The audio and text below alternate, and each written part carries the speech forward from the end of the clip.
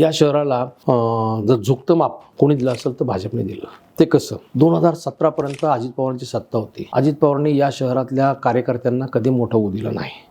अगदी मी आवर्जून कायम सांगत असतो की राज्यसभा असू दे, विधानसभा असू दे, विधान परिषद असू दे, जी आपण बाहेरचे हे म्हणतो आमदार खासदार बाहेरून नियुक्त केले जाणारे, एकालाही ती कधीच मिळालं नाही. एखादं महामंडळ असू दे, 25-30 वर्षात अजित पवारांनी कोणाला एखाद्या महामंडळाचा अध्यक्ष केले असं दाखवावं फक्त. एक आजमबाई पानसरे माजी महापौर आहेत, त्यांना कोणतं दिलं? ग्राहक कल्याण समिती, ज्याच्यावरती ना फंड ना कार्यालय ना गाडी. पुण्यामध्ये पाहिलं तुम्ही, तिथे काँग्रेसने काय भाजपने काय त्यांच्या वेगवेगळ्या कार्यकर्त्यांना त्यात नियुक्त केलं होतं.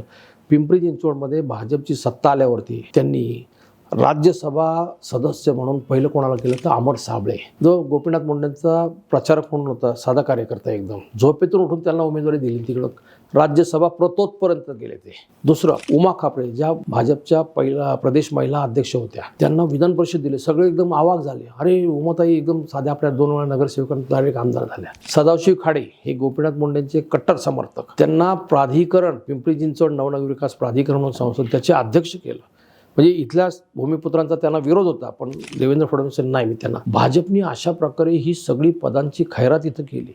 यापूर्वी अजित पवारांना इथल्या एकाही माणसाला ते पद द्यावं वाटलं नाही ना शरद पवारांना द्यावं वाटलं. नाना शितोळे म्हणून होते माजी महापौर, अगदी शरद पवारांचे क्लासमेट, आमदार व्हायला पाहिजे होते, नाही होऊ शकले. रंगनाथ होगे माजी महापौर, नाही काय होऊ शकले. म्हणजे अशी बरीच नावं घेता येतील की हे तोडीस तोड लोक इथं होते. तात्या कदम माजी महापौर दिवंगत आहेत, आमदार केव्हाच व्हायला पाहिजे होते, नाही होऊ शकले. म्हणजे भाजपने राजकीयदृष्ट्या या शहराला जेवढी प्रतिष्ठा दिली ती राष्ट्रवादीने दिली नाही.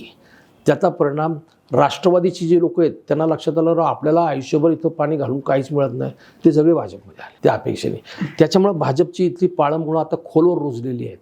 तो वटवृक्ष भक्कम होत चाललेला आहे. अजित पवार आता प्रयत्न करतायत तो हलवण्याचा, माहीत नाही पुढे काय होईल ते, पण राजकीय परिस्थिती ही सध्याची अशी आहे.